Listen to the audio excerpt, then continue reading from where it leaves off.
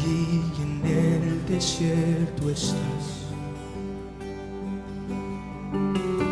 Alumbras nuestro caminar. Eres quien guía hacia el mar, abriendo paso nuestro nuevo hogar. No podemos ver tu gloria entre nosotros, cubriendo este lugar digno y santo. Te amamos,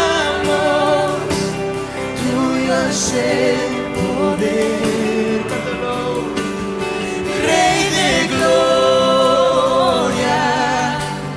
te exaltamos.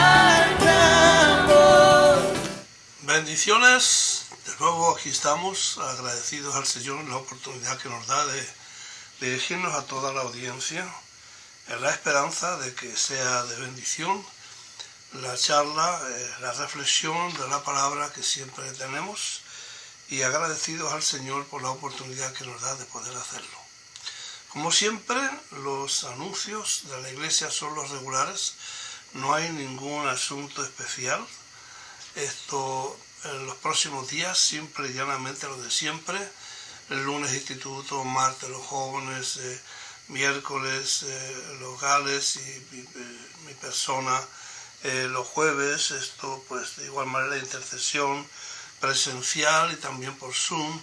Los viernes servicio, los sábados oración en la mañana, los domingos los dos servicios, y como usted puede ver, la obra del Señor no para nunca.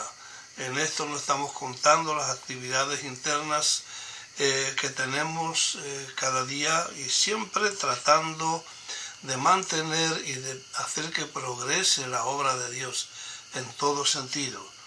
Se nos aproximan viajes, estaremos viajando para Tennessee a finales más o menos del mes, después tenemos Colombia, después tenemos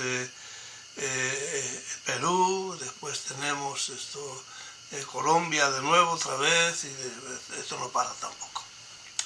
Bien, hoy quiero hablar, siempre el programa del que estamos hablando se da una corta reflexión, pero siempre con una idea que tiene que ver con el discipulado, tiene que ver con la progresión de la vida cristiana en la vida de una persona a través de la enseñanza de la palabra. El discipulado tiene tres facetas importantes. Número uno, se lleva a cabo a través de la instrucción, luego la demostración y tercero por la participación. Es decir, yo te enseño, luego yo te hago una demostración de cómo se hacen las cosas, y luego te doy participación para que tú hagas lo mismo que me viste a mí hacer. A través de esos tres pasos tenemos entonces la tarea de hacer discípulos en todas las naciones, enseñándoles que obedezcan, que guarden todas las cosas que yo os he mandado.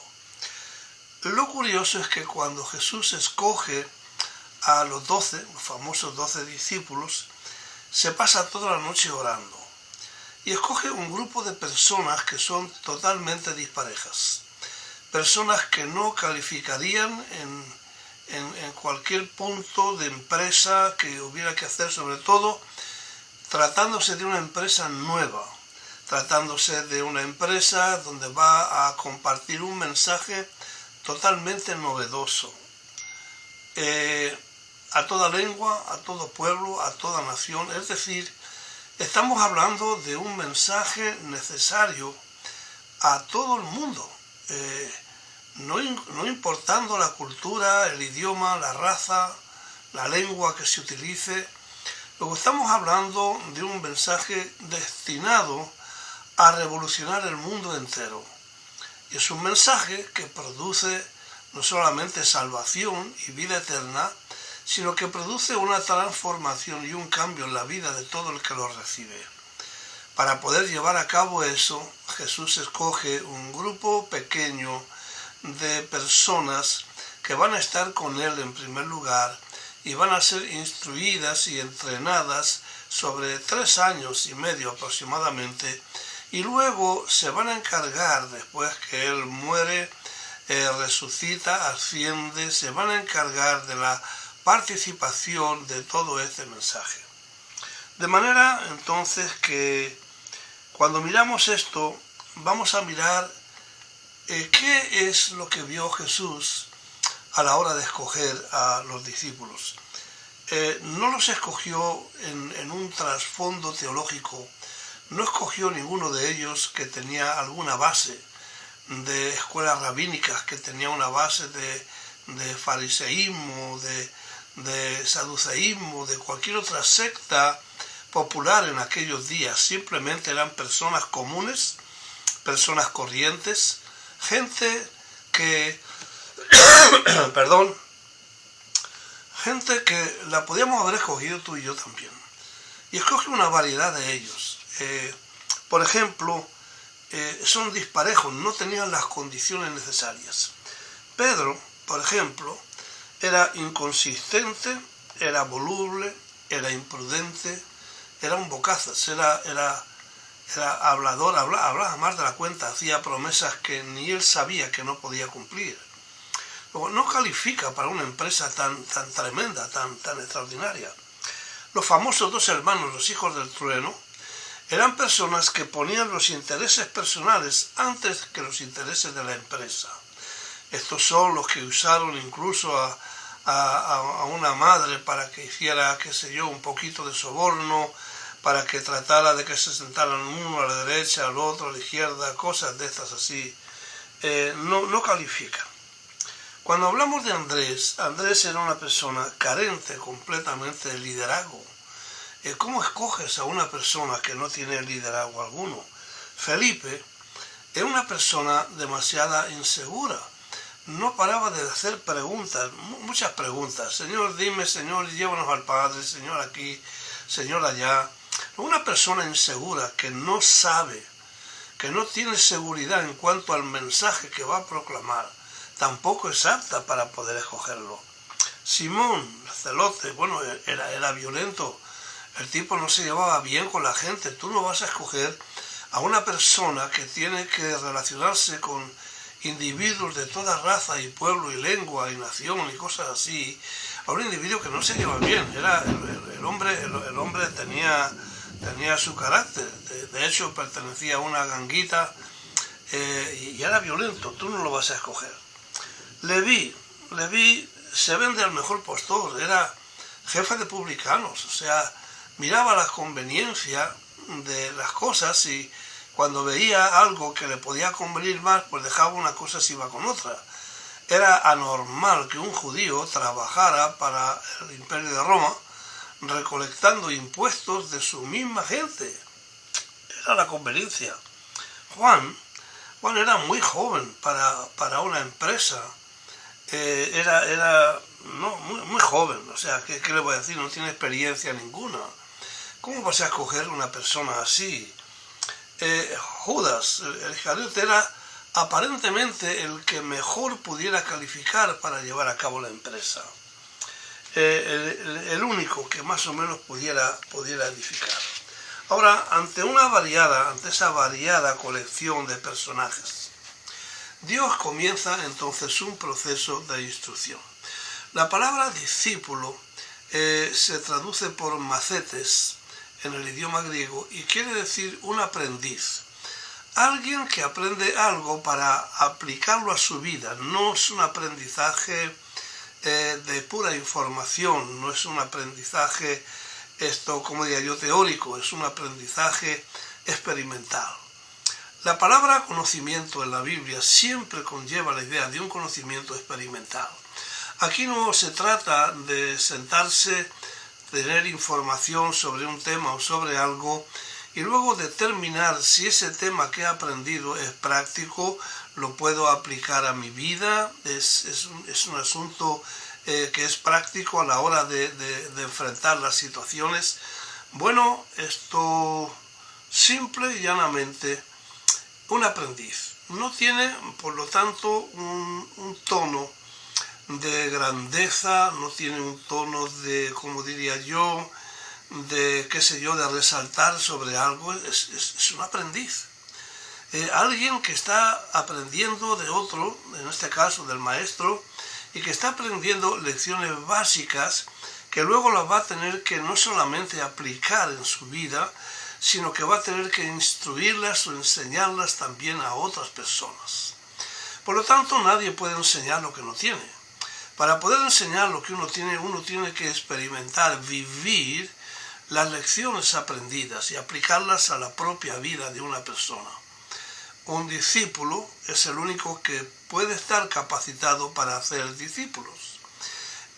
Las enseñanzas del Señor todas eran enseñanzas prácticas. Se llevaban esto en la convivencia con Él. Dice que Él los llamó para que estuviesen con Él. Y después que estuviesen con Él es que Él los mandó a predicar, a echar fuera demonios, los mandó a seguir haciendo lo que habían visto que Él hacía. Así que la primera fase de un buen discipulado tiene que ver con la instrucción, tiene que ver con adquirir un conocimiento experimental de aquellas lecciones que a Jesús le parecería básico poder tenerlas. Un estudio realizado así por encima, Jesús enseñó 49 temas. Enseñarles esas 49 cosas que si lo desmenuzamos un poquito, pudiéramos ampliar esos 49 temas, los pudiéramos subir un poco más. Pero basta con esos 49 temas que Jesús enseñó, 49 cosas. Y la idea es no solamente que usted las aprenda, sino que usted las aplique a su vida. Y una vez que están aplicadas en su vida, ahí usted está capacitado para poder impartir entonces en la vida de otras personas aquello que ya ha sido impartido en usted por la instrucción recibida. Antiguamente, cuando él quería ser un discípulo de algún maestro, se iba a vivir con el maestro, le servía y a cambio recibía las instrucciones del maestro. El asunto de hoy día, no nos vamos a mudar donde está el maestro, por lo menos de momento, pero el maestro se muda a vivir dentro de nosotros. El maestro es el Espíritu Santo. No hay mejor maestro y no lo hay más entero, más perfecto, y nos da enseñanzas 24 horas al día, 7 días a la semana. Los métodos que utiliza son múltiples, son variados. Va a utilizar todos aquellos que él cree conveniente para poder imprimir en nuestro corazón, en nuestra mente, aquellos principios sacados de la palabra de Dios, valores y principios que aprendemos del maestro, llamado así con toda verdad, Raboni, maestro, el que enseña, porque no hay nadie mejor que él.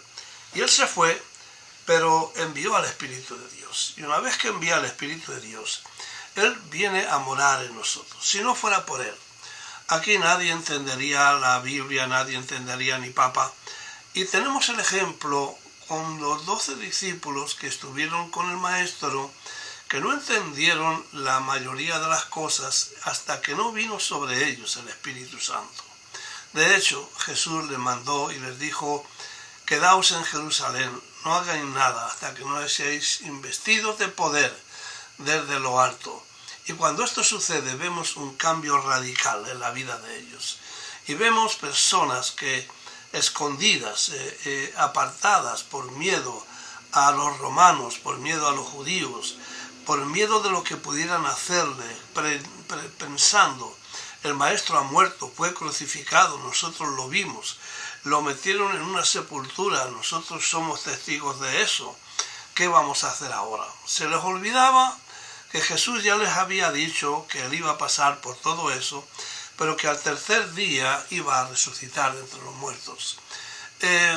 Sucedió, y Jesús estuvo durante 40 días, se les apareció como 11 veces, dándoles instrucciones, y parte de esas instrucciones Él les dijo, esto no se muevan, hasta que no seáis investidos de poder desde lo alto. Para poder tener instrucciones, y una de las cosas que uno más o menos ha aprendido a la hora de la enseñanza, aquellos que somos aprendices, yo soy un aprendiz, aquellos que prestamos atención, no me voy a meter con las diferentes formas de oír, simplemente no se puede enseñar a una persona que no quiere aprender. Lo primero que tenemos que mirar en un discípulo es el hambre, el deseo de aprender más de Dios, de conocer a Dios, de conocer su palabra, de meterse en ella y poder interiorizar aquellas cosas, porque la palabra de Dios es una fuente inagotable de sabiduría.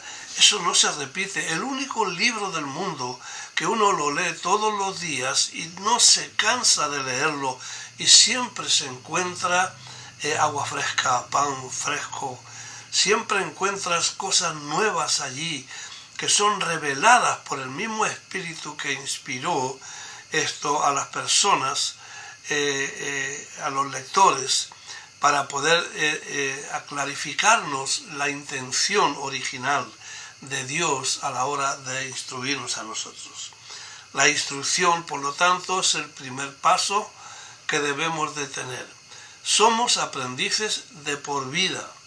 Esto no es un curso de 2 años ni de 3 años. Desde que conocemos al Señor hasta que Él nos llame a su presencia o venga por nosotros, seguiremos siendo aprendices, seguiremos siendo personas que absorbemos con la pasión que corresponde las enseñanzas del Señor.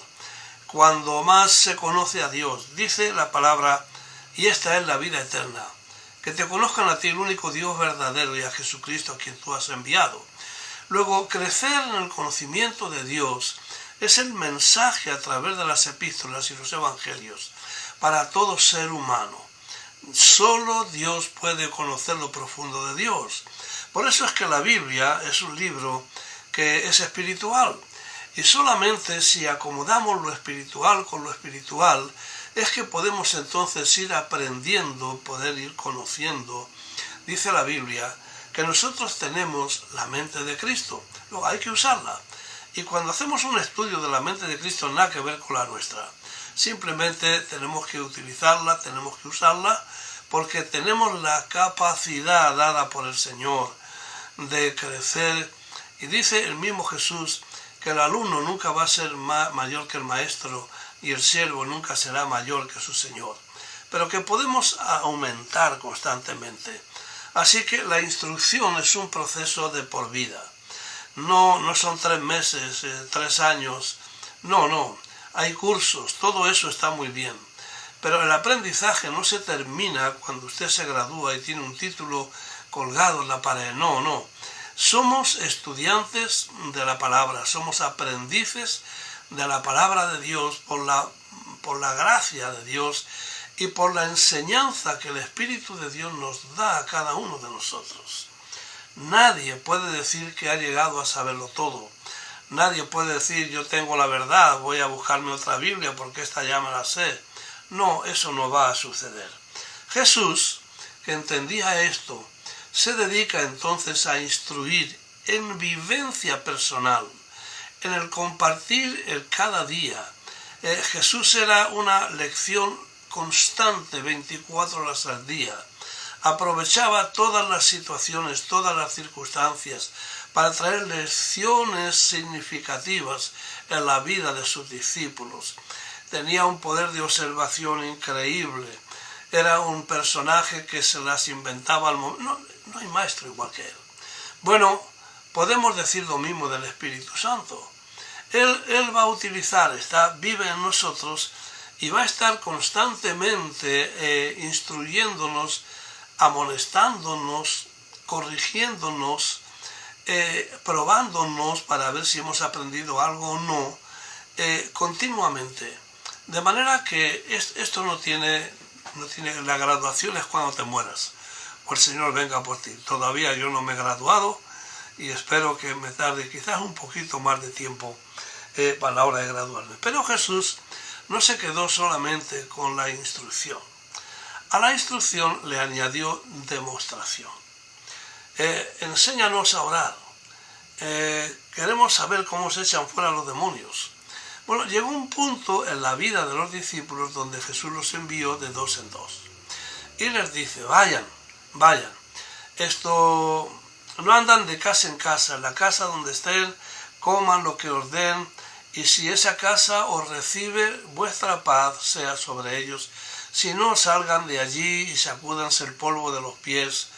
Y sanen enfermos, echen fuera demonios, resuciten los muertos, limpien leprosos y díganle a la gente, de una manera o de otra, díganles, el reino de los cielos ha llegado a vosotros. El reino de los cielos no es un reino terrenal, es un reino que viene de arriba, es el equivalente al reino de Dios, y no voy a entrar en la diferencia de uno de otro. Simplemente es un reino que viene de arriba, es sobrenatural completamente. Por lo tanto, en el reino suceden cosas que no son normales. La autoridad que Cristo delega a sus discípulos, el uso legal de su nombre, el nombre que ha sido declarado nombre sobre todo nombre que se nombra, todo tiene un nombre en la vida. Una silla tiene nombre, un coche tiene nombre, todo tiene nombres y lo nombramos por lo que es. Pero el nombre que está por encima de todos los nombres habidos y por haber en el cielo, en la tierra y debajo de la tierra, es el nombre de Jesús. Y el uso legal para el uso de ese nombre ha sido dado a nosotros.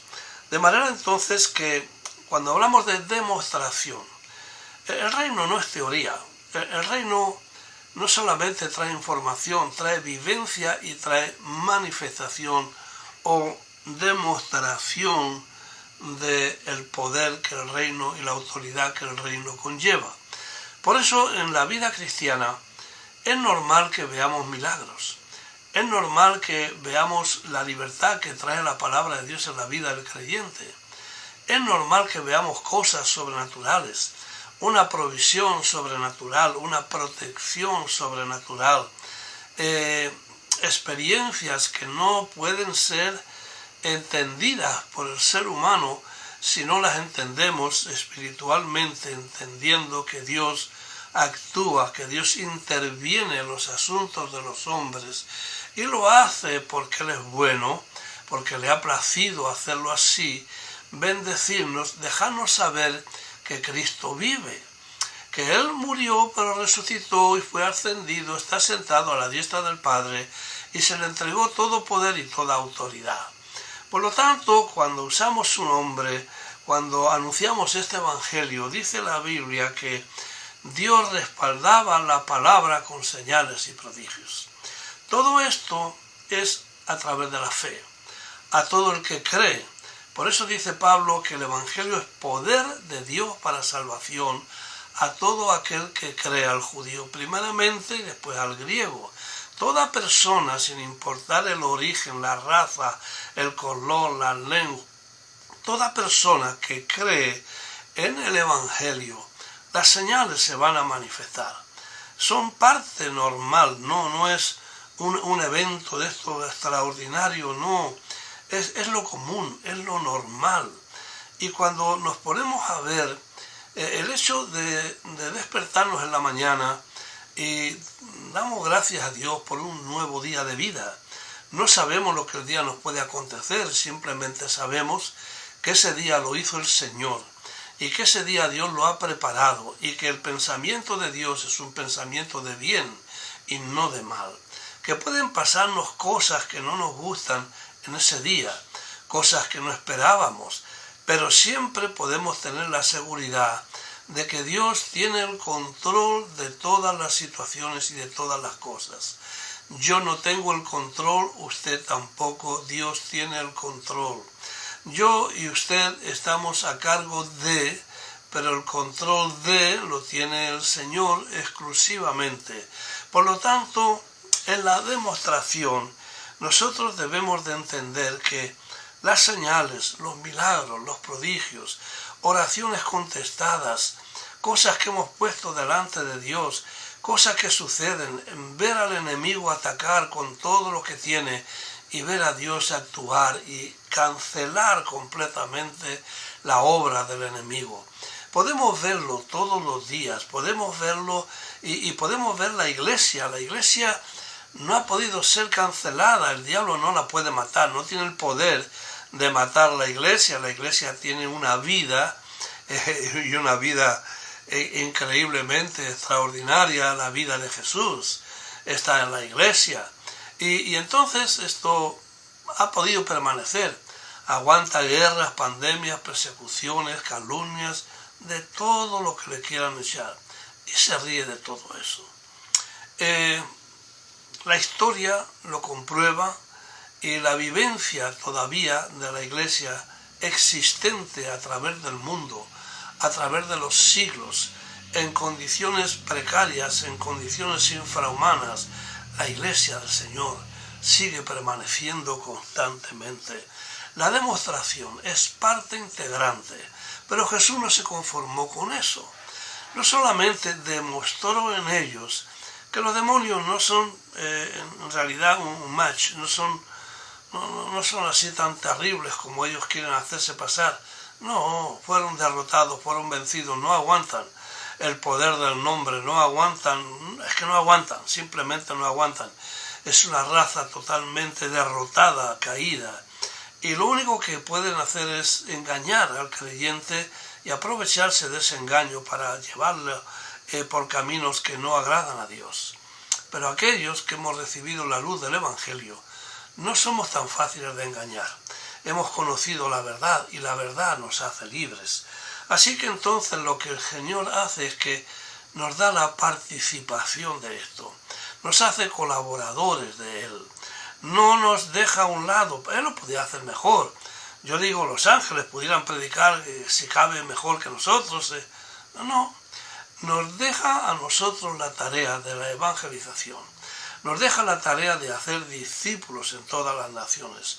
Nos deja a nosotros la responsabilidad, porque sabes que, mira, un cristiano que ha estado en el mundo y ha conocido el perdón de sus pecados, es una experiencia que los ángeles no tienen.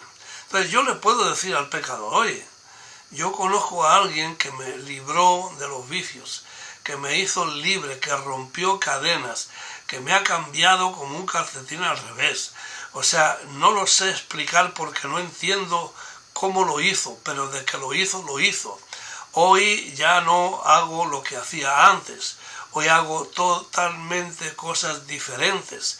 Entonces yo, que he estado en los dos mundos, el antes y el después, yo puedo testificar y ser testigo.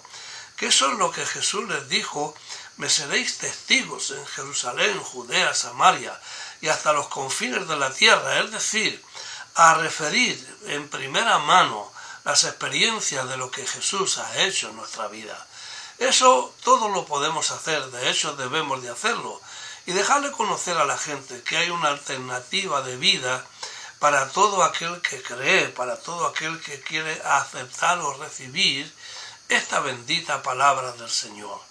La participación nos hace socios con el Omnipotente, colaboradores juntamente con el Señor de su obra, nos hace partícipes de su gracia, participantes de su santidad, nos hace partícipes de su poder, comparten nosotros toda la autoridad que a Él le dieron. Él la comparte con su iglesia, la comparte con su gente, en su pueblo. Éramos extraños y advenedizos y hemos sido hechos parte de la familia de Dios y ha sido hecho parte de un reino de reyes y sacerdotes para anunciar las virtudes de aquel que nos llamó de las tinieblas a su luz admirable. Somos carteles vivos, somos anuncios de las virtudes de Dios. Hemos sido trasladados de las tinieblas al reino de su amado Hijo y tenemos la gran ventaja de que hemos sido nombrados agentes, colaboradores del Señor. Dios mío, proclamadores de su grandeza, embajadores de Cristo. Somos cartas abiertas leídas por todos los hombres. Lo que Dios ha hecho es y sigue haciéndose extraordinario. Por eso es que esta palabra tiene que correr. Esta palabra tiene que seguir dándose y transmitiéndose de generación en generación en todo pueblo, lengua y nación. Si usted está escuchando esto, no deje de compartir, ponga un share en su muro y comparta la reflexión si te ha sido de bendición. Si no, lo puedes hacer también, porque a lo mejor a ti no te bendijo, pero bendijo la vida de alguien que lo necesita. Recuerde, instrucción, demostración y participación. Ahora estamos en las mismas. Seguimos siendo instruidos, seguimos utilizando la demostración y seguimos siendo participantes de la gracia de Dios en nuestra vida y en la vida de aquellos que por la gracia de Dios, valga la redundancia, hemos creído que Jesucristo es el Señor. No lo dude más, abra su corazón y recíbalo como el Señor de su vida, el que perdona los pecados del mundo y los suyos y los míos, el Cordero de Dios sin mancha y sin contaminación. Yo estaría hablando aquí no sé cuánto tiempo, porque me encanta hablar de la palabra del Señor y hablar acerca de Jesús. Pero el tiempo no perdona a nadie. Ya se me fue, pero se vaya con Dios. Les espero la próxima semana. Les espero el próximo miércoles, Dios mediante, donde podamos seguir compartiendo. Y ya te digo, si esto te ha bendecido, simplemente compártelo en tu muro a otras personas que quizás puedas bendecirle y te conviertas así, de alguna manera, en un discipulador también. Hasta entonces, que Dios te guarde y que Dios te bendiga.